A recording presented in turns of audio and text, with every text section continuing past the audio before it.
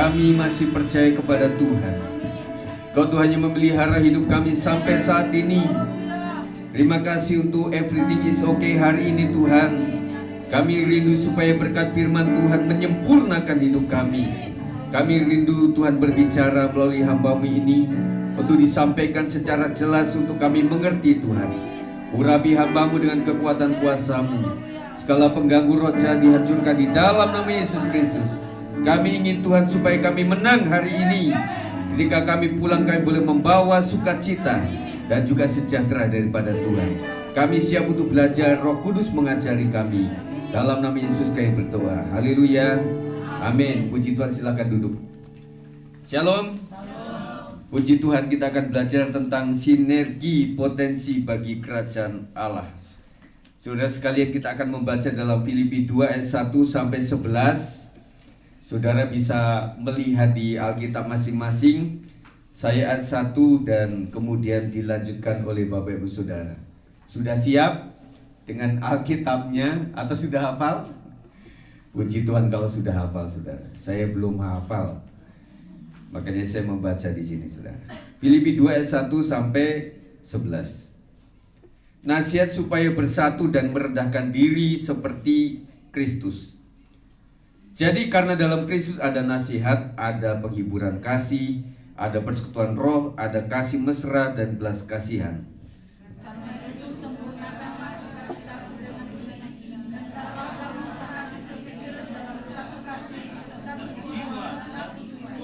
Dengan tidak mencari kepentingan sendiri atau puji-pujian yang sia-sia, sebaliknya hendaklah dengan rendah hati yang seorang menganggap yang lain lebih utama daripada dirinya sendiri. Dan janganlah tiap-tiap orang hanya memperhatikan kepentingannya sendiri, tetapi kepentingan orang lain juga. Hendaklah kamu dalam hidupmu bersama menaruh pikiran dan perasaan yang terdapat juga dalam Kristus Yesus. Yang walaupun dalam rupa Allah tidak menganggap kesetaraan dengan Allah itu sebagai milik yang harus dipertahankan, melainkan telah mengosongkan dirinya sendiri dan mengambil rupa seorang hamba dan menjadi sama dengan manusia. Dan dalam keadaan sebagai manusia, dia telah merendahkan dirinya dan taat sampai mati, bahkan sampai mati di kayu salib. Itulah sebabnya Allah sangat meninggikan dia dan mengaruniakan kepadanya nama di atas segala nama. Supaya dalam nama Yesus bertekuk lutut segala yang ada di langit dan yang ada di atas bumi dan yang ada di bawah bumi. Dan segala lidah mengaku 1, 2, 3 Yesus Kristus adalah Tuhan bagi kemuliaan Allah Bapa. Puji Tuhan. Saudara sekalian, setiap orang percaya adalah warga kerajaan negara kerajaan Allah. Saya ulangi, setiap orang percaya adalah warga negara kerajaan Allah. Amin. Nah, itu akan terjadi nanti di kekekalan Saudara. Sekarang kita masih warga negara Republik Indonesia. Tuhan merindukan keaktifan dan peran setiap warga yang bergandengan tangan demi kemuliaannya. Kita sedang berbicara mengenai sinergi Saudara, ya. Seperti sebuah orkestra, meskipun berbeda instrumennya tetapi disatukan dalam sebuah harmoni. Ada melodi, makanya ada musik melodis, ada juga harmoni, musik harmonis, kemudian ada ritmis, ya. Jadi ketika disatukan menjadi sebuah simfoni yang sungguh sangat indah. Siapa yang suka mendengarkan orkestra? Pasti generasi baby boomers. Pasti generasi XY itu masih krempet-krempet Saudara. Kita akan bicara banyak tentang itu Saudara. Nah kalau generasi sekarang sudah beda ya. Generasi Diamond sukaannya udah beda, lagunya juga sudah beda. Kemarin kita pilihkan lagu yang Indonesia, tetapi anak-anak bilang, wah itu kurang Pak, musik bahasa Inggris. Ya puji Tuhan, indah bukan? Nah kesaksian yang luar biasa dari anak-anak youth kita, ketika mereka memuji Tuhan, kita juga merasakan itulah kata Budida, inilah generasi penerus kita Saudara, ya. Puji Tuhan. Nah seperti orkestra, meskipun berbeda instrumennya tetapi disatukan dalam sebuah harmoni. Kita kemarin sedang coba hitung-hitung ya Bu. Jadi kita itu Jawa ada, Kupang ada, Manado ada, Batak apalagi banyak. Kemudian dari Chinese juga ada. Kemudian Sunda ada juga, ya Depok juga ada saudara. Depok suku bukan? Tetapi mereka, nah kebanyakan Betawi juga ada, Papua juga ada, si bapak di sana. Siapa yang belum saya sebutkan sukunya? Hah? Dayak, ada Dayak, oh, Bu Cindy ya. Mami ini kita kenal sebagai kadang orang Jawa karena ngomong Jawa juga bisa. Tetapi sekali waktu kayak orang Dayak juga saudara. Karena Mami Cindy memang sudah ada di beberapa tempat saudara, berkolaborasi begitu ya. Nah seperti orkestra lah kita itu. Nah kemudian Nas ini mengajar kita bahwa warga kerajaannya bisa menyinergikan potensi dengan beberapa hal. Yang pertama kita akan bicara nanti, kita akan belajar menyatukan kelengkapan dari Kristus. Yang kedua mengerjakan kerinduan Kristus, seperti apa nanti kita lihat, dan juga meneladani Kristus. Dan yang keempat kita akan bicara lebih banyak nanti tentang sinergi antar generasi. Ya. Nah kita akan bicara satu persatu saudara. Yang pertama adalah menyatukan kelengkapan dari Kristus. Ayat 1 mengatakan 1, 2, 3. Jadi karena dalam Kristus ada nasihat, ada penghiburan kasih, ada persekutuan roh, ada kasih mesra, dan belas kasihan. Kelengkapan yang diberikan Kristus kepada kita adalah berupa nasihat. Nah tentunya saudara di dalam lingkungan rohani pasti ada saling menasihati. Kok dia tanya sama anak-anak muda, itu orang tua saya tuh suka nasihatin, berarti kami suka dinasihatin. Nah, iya gitu ya saudara. Kemudian ada penghiburan kasih. Tentunya kita menghibur orang itu bukan supaya apa, tetapi dengan kasih lah kita menghibur dia. Rasanya ketika kita bisa mensupport seseorang itu kita juga rasa bangga loh. Rasanya kok luar biasa ya, saya bisa berarti bagi orang lain. Makanya anak muda inilah kita akan sinergikan. Kemudian ada persekutuan roh. Kita disekutukan dalam roh Tuhan. Amin. Makanya dari awal doa sampai kepada terakhir itu roh Tuhan yang bekerja atas kita.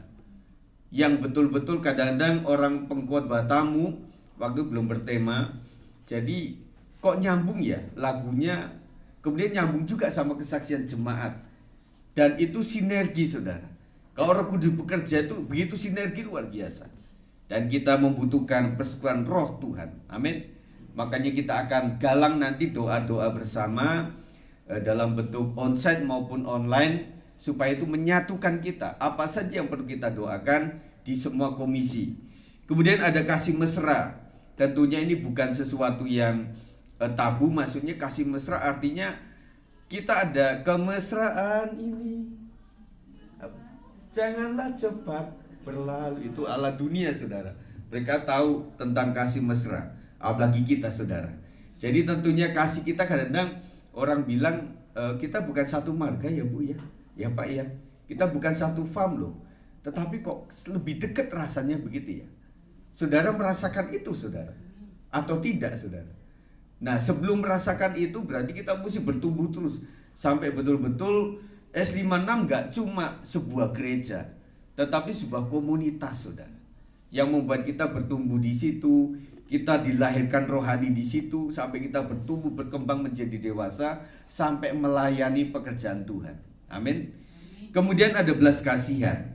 Nah ini adalah yang berbeda dari orang lain. Kita punya belas kasihan yang kita juga gak tahu. Awalnya kita adalah orang yang pelit mungkin. Siapa yang merasa itu? Pelit, medit, terus apa lagi saudara? Istilahnya banyak sekali saudara. Jadi kalau bisa yang masuk boleh, kan hukum ekonomi. Masuk sebanyak-banyaknya, keluar sesedikit-dikitnya. Tetapi ketika orang sudah dirombak hatinya, kok ada belas kasihan ya. Kadang kita bisa kasih ke orang itu, Bu, nanti sekian kali ya. Tetapi belakangan, aduh, kayaknya enggak lah. Bu, saya anggap lunas. Seperti hutang dosa. Jadi dilunaskan dalam nama Yesus. Oh begitu ya Bu. Aduh puji Tuhan sekali. Saya udah mikirin siang malam untuk bisa mencicil saudara. Ya, sampai mencicil. Sampai mencicil kata orang Jawa. Tetapi luar biasa. Saya pernah melakukan itu di beberapa tahun yang lalu. Rasanya lebih sejahtera untuk melunaskannya daripada mengkreditkannya seperti itu. Tetapi saudara hitung-hitung, jangan ikut-ikut saudara. Kalau enggak tahapannya sama, nanti malah saudara kejebak. Kita lanjutkan, jika hal tersebut diterapkan dalam komunitas sel, di dalam ibadah komisi dan pertemuan jemaat, maka kekuatan gereja sebagai tubuh Kristus akan terus bertumbuh kembang. Amin saudara. Jadi saya pengen memang sebagai gembala ini tidak cuma ya seperti ini saja, tetapi ada sebuah pertumbuhan. Tanda pertumbuhan apa? Kalau bicara tentang tanaman, pasti mulai dari dia kita mengolah tanah, kemudian biji itu ditanamkan, kemudian mulai bertumbuh, kemudian dia menghasilkan bunga. Setelah bunga baru buah. Buah pertama, kedua, ketiga itu masih belajar. Masih kecil sudah jatuh kadang-kadang. Dan kita tunggu, makanya orang-orang tua kalau punya pohon sudah lebih dari 10 tahun tuh sayang ditebang. Pemerintah daerah tertentu kasih sanksi kepada penebang pohon yang ditanam oleh pemerintah, baik itu di lingkungan umum, di jalan apalagi, nah itu ada tindakan hukumnya begitu, sampai begitu saudara. Karena kita lihat bahwa Indonesia itu lumayan sebenarnya negara tropis. Itu yang banyak bicara tentang Kalimantan, bicara tentang Papua, bicara tentang nggak tahu daerah Medan, saya belum pernah ke sana, nggak ada yang ngajak.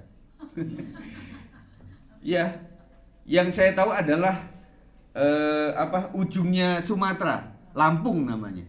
Nah, ketika kita masuk Lampung itu masih ada pohon-pohon yang indah, yang bagus begitu saudara. Ya, bicara tentang itu pasti harus ada buah. Ya, nah sekarang ini kan ada pohon-pohon yang dibonsai begitu ya. Orang bertanya kenapa bonsai itu mahal? Ada yang bisa jawab?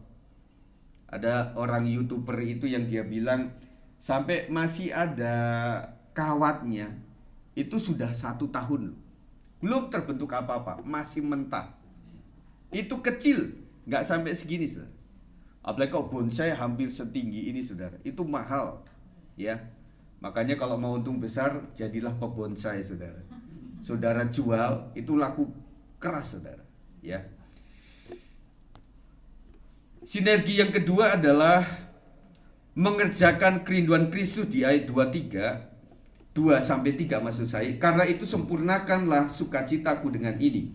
Hendaklah kamu sehati sepikir dalam satu kasih, satu jiwa, satu tujuan, dengan tidak mencari kepentingan sendiri atau pujian yang sia-sia.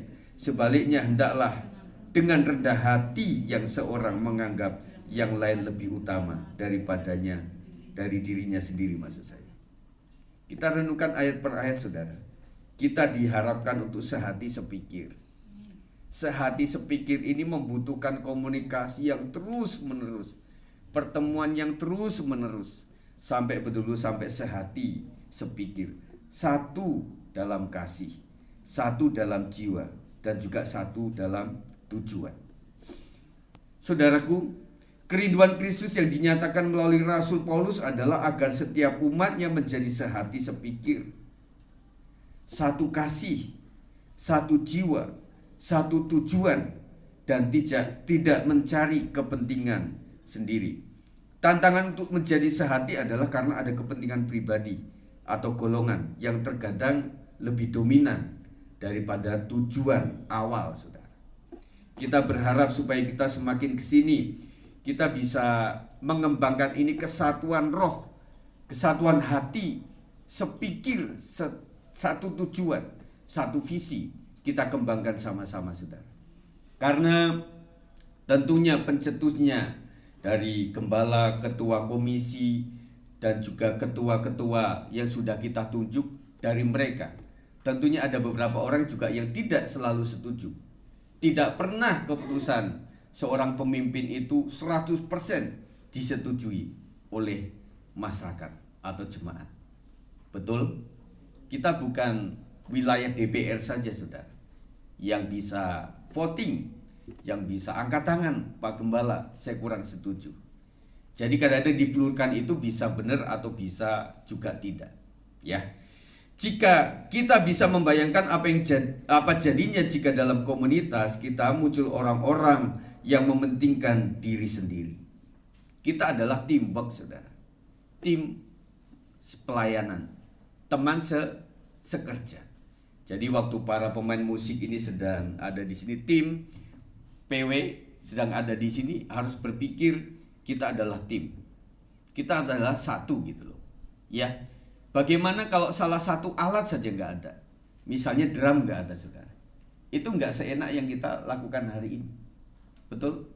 Nah, makanya kita buat latihan sampai bisa menjawab semuanya. Latihan minggu pagi juga ada yang keberatan, tetapi ada juga yang memang ya itulah waktu yang tepat. Makanya anak-anak muda tadi adalah anak-anak generasi penerus yang harus kita olah terus. Kemarin kita ketemu, saudara, sama anak-anak youth ini. Saya tanya dan saya lihat bahwa mereka itu punya kelebihan masing-masing loh. Kelebihan bermusik ada, kelebihan yang melukis juga ada, dan kemudian kelebihan untuk prestasi di dalam pendidikan juga ada. Yang menari juga ada. Kemudian yang ahli IT juga ada. Mereka ternyata ada semua. Kita harus mediasi mereka. Kapan mereka bisa tampil di sini, saudara? Dalam bentuk band tapi ya. Ada yang main musik keyboard, ada yang piano, ada yang gitar, ada yang drum, ada yang bass. Saya rindu seperti itu, saudara. Ya, mari kita dukung semuanya, Bapak Ibu sekalian, karena kakak-kakaknya tentunya sudah punya pekerjaan masing-masing. Mereka sudah menggalang masa depan mereka, dan kita harus putuskan bahwa generasi kita harus mulai tampil. Kita itu ada di 4-5 generasi, ada semua di kita itu. Generasi yang paling tua adalah nenek kakek kita, opa oma kita. Kemudian generasi saya adalah X, Y. Kemudian anak saya adalah generasi Z. Kemudian bapak ibu yang sebagai oma opa yang punya cucu, mereka adalah generasi Alpha. Pusing gak jadi gembala, saudara? Lihat sana baby boomers, lihat sini generasi Z. Ya. Nah, nanti kita akan lihat lebih jauh lagi, saudara. Tentu saja tujuan bersama untuk menggenapi kerinduan Kristus tidak akan pernah tercapai jika komunitas itu ada kepentingan sendiri, saudara. Tentunya saudara sekalian, sampai ke tempat ini bukan kepentingan pribadi saudara, tetapi kepentingan kita bersama. Amin. Ketika kita masak bersama, tentunya ada yang suka, tetapi ada juga yang gak suka toh. Tetapi kita sama lah. Artinya kemarin kita berpikir anak-anak mesti buat apa ya yang cocok sama mereka. Kita pikirkan makanan Sunda, kita pikirkan makanan Padang, kita pikirkan makanan Jawa, kita pikirkan makanan Manado. Keputusannya adalah spaghetti. Itu yang cocok buat mereka. Nah, kalau kita orang tua itu kan mie goma, saudara, spaghetti kita. Betul nggak? Nanti kalau orang tua mie goma baru cocok, saudara. Nah, makanya nggak mudah untuk memikirkan makan. Misalnya pesta Natal, itu kan semua generasi ada. Yang paling tengah itu apa? Yang saya selidiki di mana-mana itu yang paling tepat, cocok semua generasi itu adalah ayam. Makanya kita harus berterima kasih sama ayam. Ayam, betul.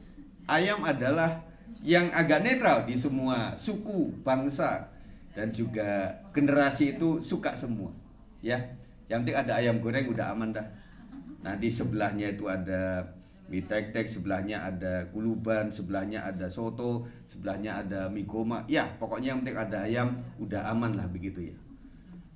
Puji Tuhan. Nah, yang ketiga saudara, meneladani Kristus. Ayat 5-7 kita baca sama-sama. 1, 2, 3. Hendaklah kamu dalam hidupmu bersama menaruh pikiran dan perasaan yang terdapat juga dalam Kristus Yesus, yang walaupun dalam rupa Allah tidak menganggap kesetaraan dengan Allah itu sebagai milik yang harus dipertahankan, melainkan telah mengosongkan dirinya sendiri dan mengambil rupa seorang hamba dan menjadi sama dengan manusia. Jika ada kesulitan untuk mewujudkan kerinduan Kristus karena ketiadaan kerendahan hati, maka di sini kita belajar daripada teladan Sang Raja dan Guru yang agung, saudara. Teladan itu datang dari Tuhan Yesus sendiri, yang tidak hanya menuntut kerendahan hati murid-muridnya. Kristus memberikan keteladanan bagaimana ia yang memiliki kesetaraan dengan Allah, tetapi tidak mempertahankan kesetaraan itu. Ini susah gampang, saudara. Ia memilih untuk mengambil rupa manusia, merendahkan dirinya sebagai hamba, bahkan taat hingga mati di kayu salib. Gak gampang, saudara. Kita baru hujan sudah mikir. Kita baru ada gerimis dikit, kita sudah mulai berpikir yang berbeda lagi. Kita gak sampai berkorban sampai seperti Kristus, tetapi kita mulai belajar, saudara. Aduh, enaknya itu latihan di hari Sabtu. Ya, saya juga setuju dengan itu. Tetapi ya, ini belajar untuk mengorbankan waktu saya. Bang Oto sudah share. Teman-teman jam 7 ya, jangan lupa. WL sudah nyampe. Anakku sudah nungguin di atas. Ini kok gak ada klotak-klotek di bawah. Ya, gak gampang, saudara. Tetapi teman-teman kalau kerja bisa gak bangun jam 4, jam 5? Kenapa bisa gitu? Betul nggak? Berarti pengorbanan kita jangan dilimit di hari Sabtu sama Minggu, itu udah bebas. Karena nggak ada bos. Kadang saya juga cemburu kepada teman-teman semuanya. Kadang kita itu lebih menghormati bos kita daripada Tuhan kita. Suatu saat istriku juga dikasih pilihan waktu itu, waktu masih bekerja sama bosnya itu. Kau mau tetap bekerja atau ikut doa persekutuan atau WBI waktu itu ya? Dia pilih yang kedua. Anak-anak sekarang berani nggak? Aduh Pak, masa depan Pak, gawat ini kalau saya sampai di DO, sampai saya dikeluarkan. Ya. Tetapi kadang-kadang untuk Tuhan kita nggak terlalu kayak gitu. Kenapa? Pertanyaan ini harus dijawab oleh Bapak Ibu sekalian sebagai pelayan saudara. Kenapa beda gitu loh? Ya. Wah Pak, kan beda Pak, kalau di bos itu ada gajinya. Kalau di gereja itu kita mungkin nggak digaji. Dan memang nggak digaji. Kita malah kasih persembahan Pak. Oh itu ya. Berarti masih ada yang kurang di sini, saudara. Kita harus membangun betul-betul taat seperti Kristus taat. Nggak mudah ya, emang nggak mudah, saudara. Kita harus belajar terus, saudara. Kita mengolah anak juga nggak gampang. Sampai dia menjadi orang dewasa, waduh, kita bercucuran air mata, saudara. Sampai kita nangis darah lah istilah kata untuk membentuk itu. Tetapi kita korbankan waktu kita untuk membentuk itu sampai jadi, saudara. Ya, kalau mau merasakan itu, coba memposisikan saudara sebagai seorang gembala. Ya, gak gampang, saudara. Kalau seorang penginjil gampang, blus, langsung dia pergi. Seorang pengkhotbah tamu gampang, blus, langsung pergi, saudara. Tetapi seorang gembala selalu berpikir, lain kali kita akan ketemu lagi. Kalau tidak di sini, ya ketemunya di tempat pesta. Kalau enggak di tempat kematian, penghiburan, kita ketemu lagi, saudara. Saya tahu itu, makanya saya udah mengolah hati ini. Ya udahlah. Makanya saya ketemu dengan orang-orang yang lama masih fun, masih enak, saudara. Karena hati saya yang saya bentuk, saudara. Kita harus ada pengorbanan, saudara. Yang keempat, saudara, kita akan berbicara mengenai sinergi antar generasi. Ini ada sebuah gambar, saudara, yang saudara lihat nanti di handphone lebih jelas ini karena kecil-kecil, saudara. Ada generasi yang lahir tahun 1946 sampai 1964, itu adalah disebutnya generasi baby boomers. Tetapi kemarin di wawancara Pak Slamet Jarot, saya kok lebih suka dengan generasi lampu teplok. Siapa yang kenal lampu teplok? Saya masih kenal, saudara. Itu lampu ditempelin di kayak kalender gitu, ditaruh situ. Iya. Jadi orang-orang dulu tuh masa seperti itu. Siapa yang ngalamin lampu teplok, saudara? Angkat tangan. Nah, cukup banyak. Ya, cukup banyak, saudara. Nah, orang Indonesia ada yang nggak setuju dengan baby boomers. Karena baby boomers itu baby yang lahir pada saat bom terjadi setelah Perang Dunia. Kalau di tempat lain, bayi-bayi itu dia akan kaget karena ada pesta rakyat, ada orang hajatan di sebelahnya, atau ada di maghrib-maghrib itu. Tetapi zaman ini bayi kaget itu oleh karena bom mortir yang terjadi dus gitu. Jadi mereka kaget. Jadi generasi itu gambarannya adalah sebagai generasi rayuan gombal. Bapak-bapak suka merayu nggak? Dan ibu-ibu bilang ini gombal. Zamannya pakai surat waktu itu. Saya masih pakai surat. Saya ini kan generasi X yang masih ada generasi tuanya tetapi juga udah muda gitu. Istriku juga masih pegang itu surat-surat saya, surat pacaran masih ada. Masih ada, saudara. Ya. Kemudian lahirlah di generasi ini berjiwa petualang, betul ya Pak ya? Berjiwa petualang, kemudian optimistik dibanding anak sekarang. Wah, orang zaman dulu tuh optimis sekali. Kemudian berorientasi kepada kerja. Ya. Ada beberapa hal agak anti sama pemerintah. Oleh karena waktu itu kan penjajahan. Jadi agak anti kepada pemerintah.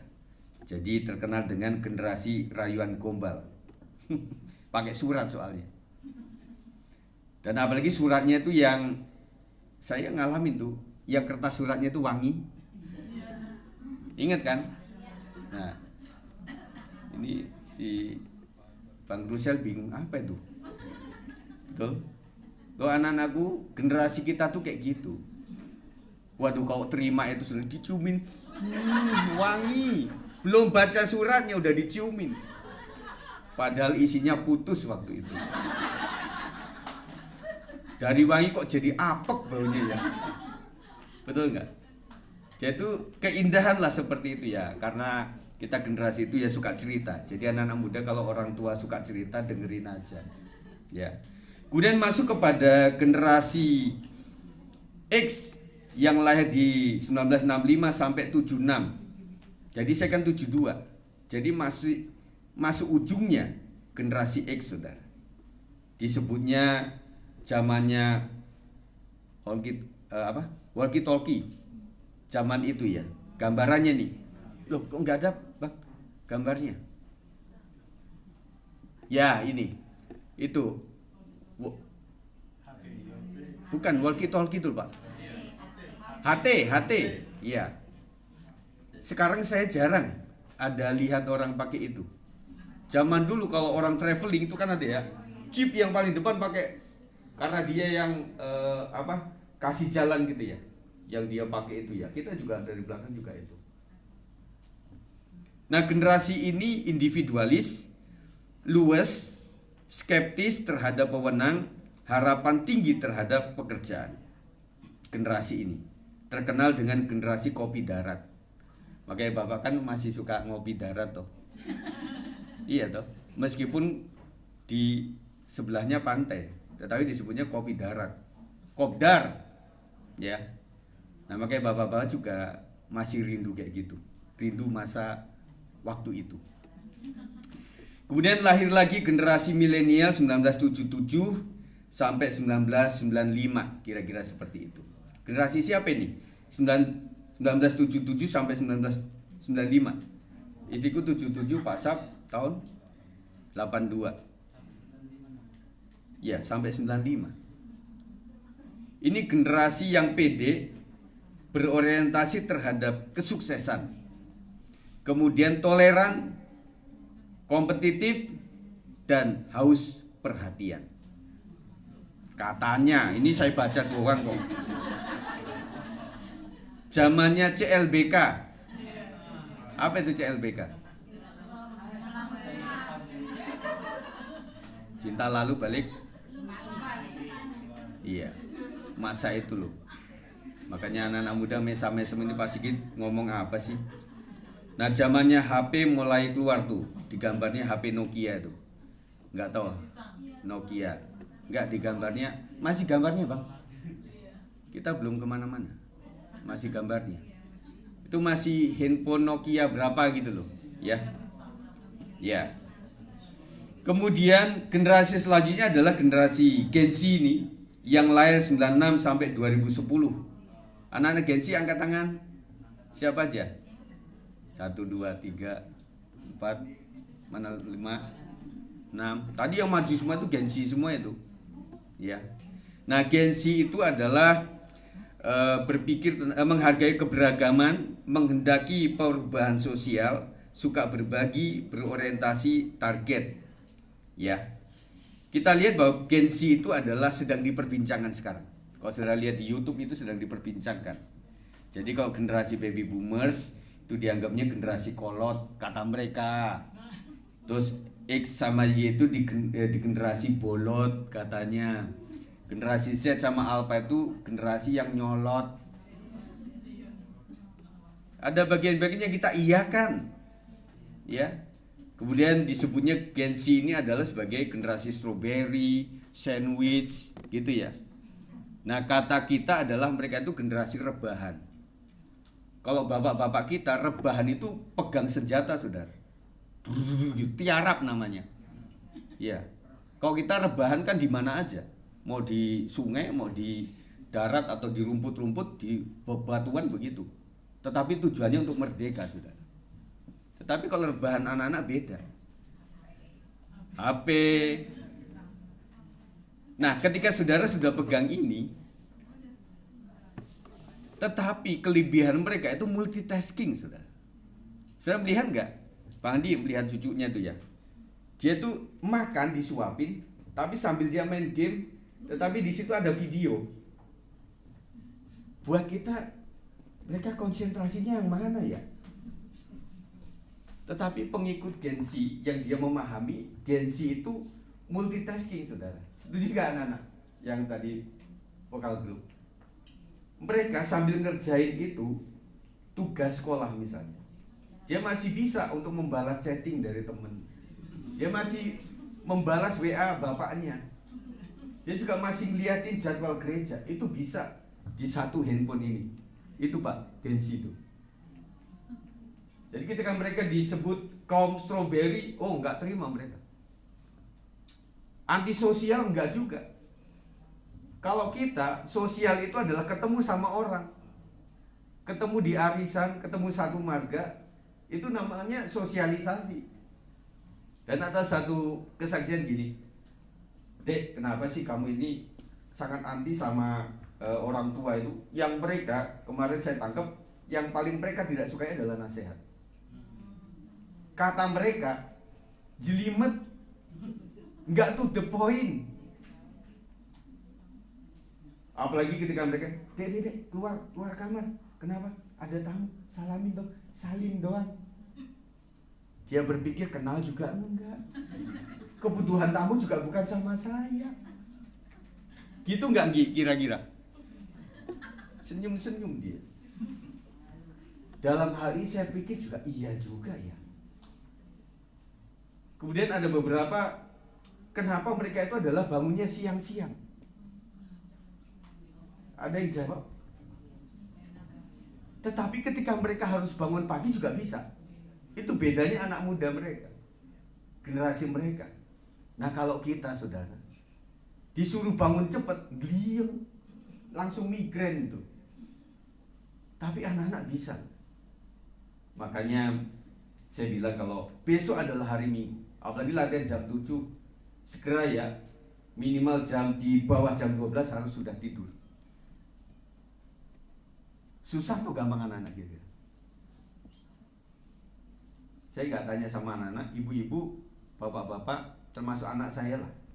Itu bangunnya jam berapa gitu?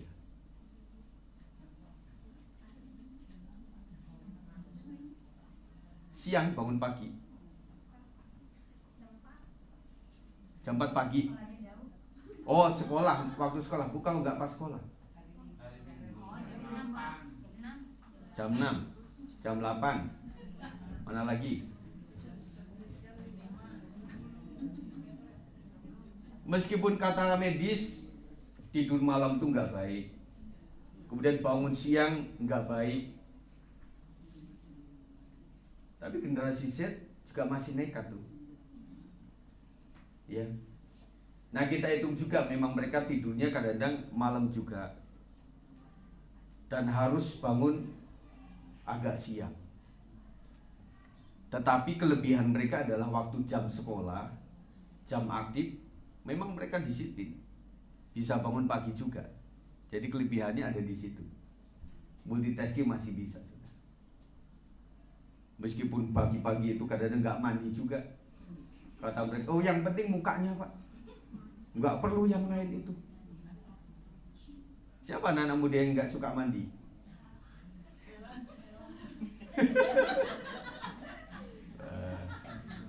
Salah saya nanya. Makanya saya pengen pertemukan di sini. Saya agak takut karena anak ada bapaknya, bapak ada anaknya, kemudian engkong ada cucunya gitu, jadi nggak enak. Jadi kita lihat dari hal-hal yang lain saja, gitu ya.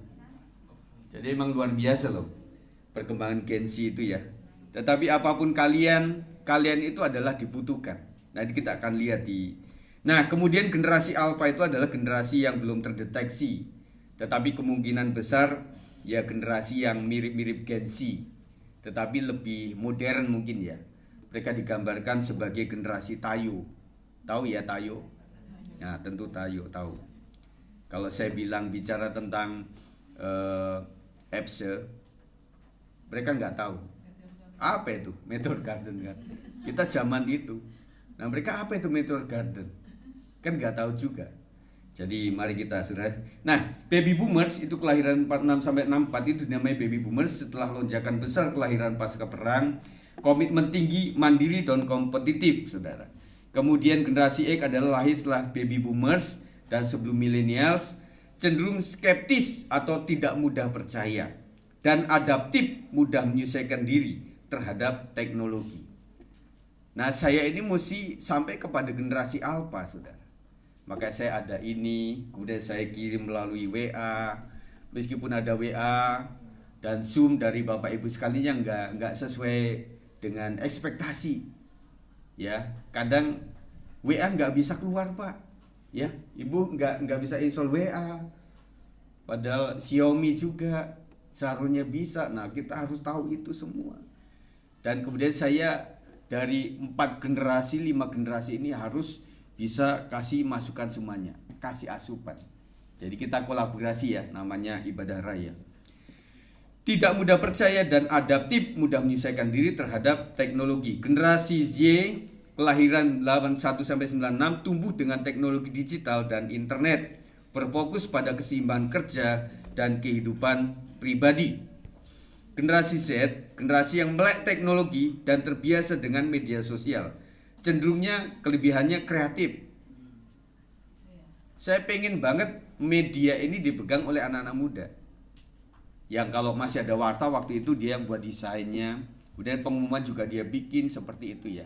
Jadi termasuk medsos itu mereka yang pegang. Mereka kreatif, saudara. Kemudian fleksibel, artinya mudah bisa menyesuaikan diri dan berorientasi pada hasil. Kalau Bapak Ibu, kita kan berorientasi pada proses. Jadi orang pikir gini, zaman dulu saya tuh pengen yang masakin air panas itu adalah pacar saya. Kemudian mulai nyalain lampu itu mulai dari ngelap-ngelap itu sumbunya itu sampai dia kunting, sampai diukur kan, sampai jangan kelebihan juga, sampai pas. Apalagi kalau petromah itu ya, sampai dia beli minyaknya, kemudian ngisi minyaknya sampai seberapa jauh, udah sampai dia pasang lampunya itu. Lampunya kaosnya itu kan dari apa itu bahannya? Itu kan nggak gampang. Awalnya sih kain gitu, tetapi kalau sudah kena api itu getah, sudah. Nah, bagaimana cara ngangkatnya? Bagaimana cara mumpanya? Pertama-tama saya suka jatuh tuh, kan sekuat tenaga gitu, jatuh lagi, dimarahin sama bapak. Akhirnya pasang lagi. Jadi rasanya itu adalah keindahan. Dan kalau kita itu sebagai orang tua ada mobil yang sudah umur itu, ya kan sejarahnya. Kita nggak mudah lepas itu. Bagi anak muda, aduh, bapak ini gimana sih barang-barang yang udah nggak kepake masih aja ada di rumah. Ditengkulakin atau dijual aja lah. Ya, kalau mereka itu kan lebih mudah. Artinya ya dapat gampang. Nah, kita kan beda ya Pak. Kita berjuang loh sampai habis-habisan. Artinya anak-anak berpikir, ada kalau orang tua sudah nggak ada, udah jualin aja udah. Tiba-tiba si bapak tuh nyariin baut itu yang kemarin di mana? Itu paku-paku di mana? Udah hilang semuanya. Anak berpikir ini masih udah zaman kayak gini, itu paku udah tayangan semua, udah karatan semua, ngapain sih dipelihara?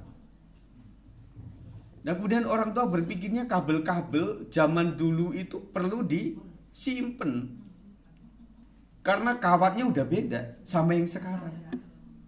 Termasuk kipas, kalau anak-anak muda rusak, udah ada orang loak, jual aja, beli aja yang baru.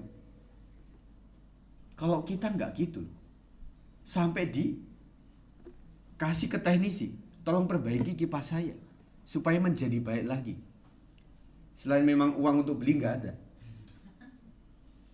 Yang penting diperbaiki dulu karena mutunya luar biasa, bagus gitu loh. Jadi kita sedang mengolah itu, Bapak Ibu sekalian. Kemudian generasi Alpha itu adalah masih anak-anak, belum terdetek. Ya kira-kira seperti generasi Z. Nah, kita sedang berbicara mengenai untuk menyatukan antar generasi, kita dapat membuka dialog atau saling memahami perbedaan nilai dan pandangan. Nah, makanya kita satukan ya Bapak Ibu Saudara sekalian, nanti untuk Sabtu depan itu anak youth sama anak profesi ketemu, mereka bergabung bersama-sama, datang semua ya. Kita akan sinergikan. Istilahnya anak muda yang masih kuliah paling tinggi, kemudian masih berpendidikan, ingin melihat kakak-kakaknya itu support dengan dunia kerja itu kayak gini. Butuh nggak kira-kira? Nah pilih jurusan aja kan anak Gen Z kan kita tanya, Dek, kamu cita-citanya apa? Nggak tahu. Terserah apa aja. Nah kok zaman kita ya Pak, ditanya itu kalau udah jelas, itu kita langsung ngomong, dokter, sarjana hukum. Saya nggak mau lanjut, saya pengen terusin usaha Bapak. Saya pengen berdagang saja, itu jelas sudah. Meskipun waktu itu orang-orang juga bingung. Nah, kamu jadi dokter. Aduh, sawah berapa luas? Mesti Bapak jual nanti kamu jadi dokter, nak. Yaudahlah, nak. Yang lain aja lah, politeknik kayak apa. Nah, anak sekarang lebih susah untuk. Nah, kata generasi Gen Z itu katanya gini. Di media sosial itu terlalu banyak pilihan. Jadi kalau terlalu banyak pilihan malah nggak fokus. Mau ini kayaknya keren, ini kayaknya keren, ini kayaknya keren. Jadi pilihan mereka itu akan terus sirkulasi circle terus. Dan kita anggap mereka nggak jelas. Ya. Kemudian anak-anak juga berpikirnya, aduh si bapak kalau udah ngomong itu kebutuhannya cuma 1 menit, ngomongnya 1 jam. Sehingga membuat mereka terkesan buat kita orang tua nyolot. Nah, kesini bentar dulu.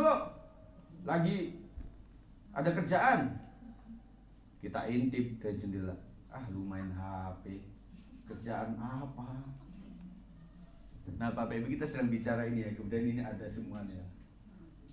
Jadi intinya semua generasi itu dibutuhkan sebenarnya. Ya. Menghargai kontribusi untuk dari setiap generasi. Ya, pokoknya on the right place. Gimana? Right place on the right man. Di tempat yang tepat itu adalah yang paling tepat. Iya. Jadi kita akan sinergikan ini, Saudara. Antara komisi anak, komisi youth, profesi sampai kepada dewasa muda, sampai kepada usia indah. Nanti ada acara tuh di The Mall tentang generasi yang sepuh 50 ke atas. Istriku bilang, Kak Sigit bisa ikut tuh karena 52. Aduh. Karena saya masuk generasi itu juga, tetapi juga masih generasi milenial juga. Gitu Saudara.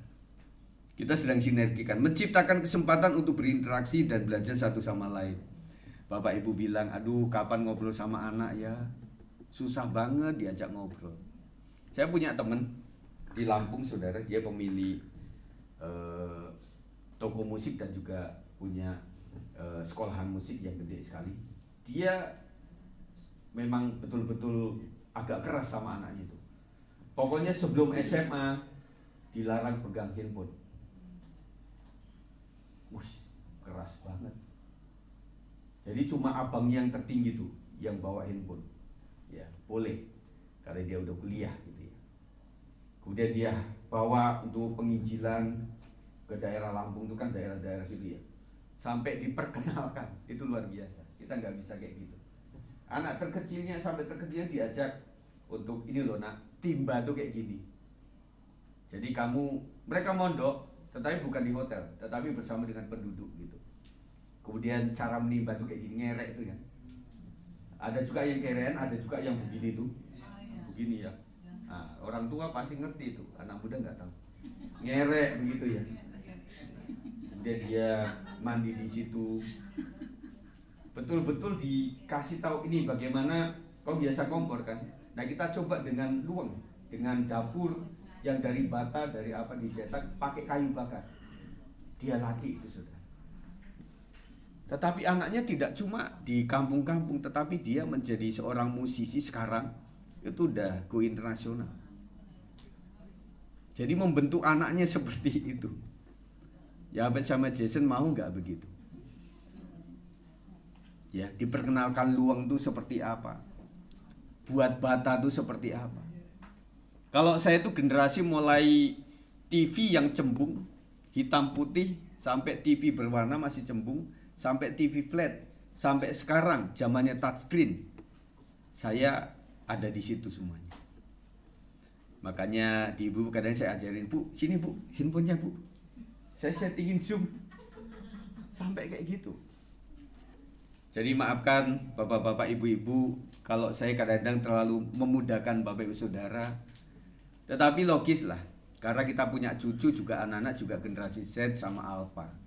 Jadi harus ngikutin mereka. Ya. Nah, maka inilah yang menjadi pergumulan kita bersama.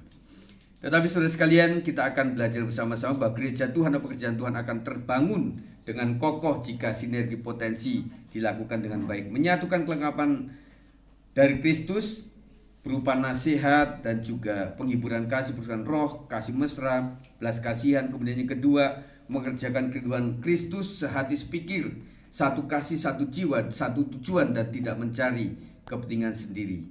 Mari para pemain musik. Ketiga, meneladani Kristus yang rela merendahkan hati sampai rela mati di kayu salib. Yang keempat, ada sinergi antar generasi. Semua generasi dibutuhkan.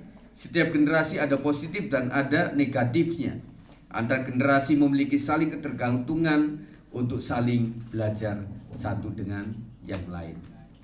Semoga kita ada waktu, ada retreat keluarga khusus yang betul-betul bisa kita satukan itu, saudara. Ada beberapa orang di saat libur memang saat dia kerja, tetapi ada beberapa orang libur itu ya memang libur gitu ya. Nah kita sedang ragam banyak sekali kepentingan dan kebutuhannya. Tetapi kita perlu untuk mengadakan seperti seminar tentang antar generasi sehingga membuat kita tidak swak prasangka antar generasi. Si anak bilang generasi kolot, bapak bilang generasi nyolot ini. Kalau ngomong gak sopan gitu ya. Nah itulah keragaman kita saudara. Jadi kita akan bangun terus sampai betul-betul permasalahan di dalam antar generasi ini bisa terlandasi dengan hati dan sikap yang takut akan Tuhan. Lukas 1 ayat 50 mengatakan, dan rahmatnya turun-temurun atas orang yang takut akan Dia. Intinya semua generasi harus memiliki hati yang takut kepada Tuhan. Amin. Takut kepada Tuhan. Artinya saya sebagai orang tua takut kepada Tuhan. Cara menasihati saya tentunya lihat bahwa generasi yang saya nasihati ini adalah generasi X, Y. Mereka masih bisa dengan nasihat saya. Ketika sudah menasihati cucu, itu agak beda. Kemudian saya tanya kepada anak-anak yang punya opa oma, gimana kalian itu tentang opa oma? Ya, rewel mereka itu. Bapak Ibu, generasi di bawah kita menganggap kita rewel. Ya. Cerewet. Ya. Makanya sebagai guru nggak mudah. Kita generasi baby boomers, kita generasi X harus memiliki murid yang generasi Z, yang KBTK, generasi Alpha. Bagaimana itu caranya? Itu sedang diurusi saudara. Dan catatan adalah generasi Indonesia berikutnya, generasi emasnya adalah generasi diamond itu yang akan di Indonesia itu ada, saudara. Bedanya generasi Z di luar negeri, mereka itu kreatif, betul-betul kreatif. Tetapi di Indonesia sebagian besar ada generasi yang rebahan, tetapi mereka negatif, saudara. Tetapi munculkanlah anak sekalian, generasi Z, jangan kalian mau dibuat simpul sebagai generasi yang nyolot, tetapi ungkapkan dengan kreativitas kalian.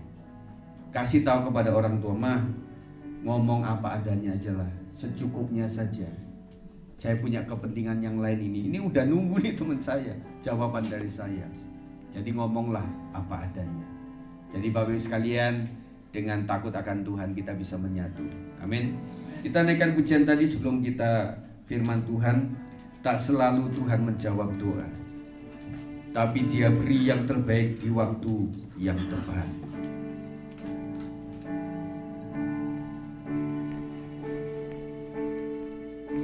Tak selalu Tuhan menjawab doa, tapi Dia beri yang terbaik di waktu yang tepat.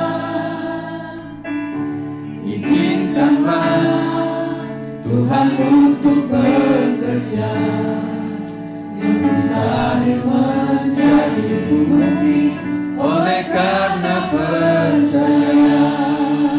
Tak selalu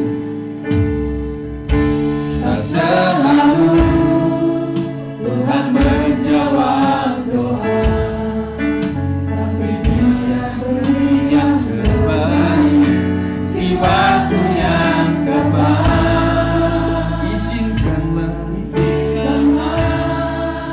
Tuhan untuk bekerja, yang mustahil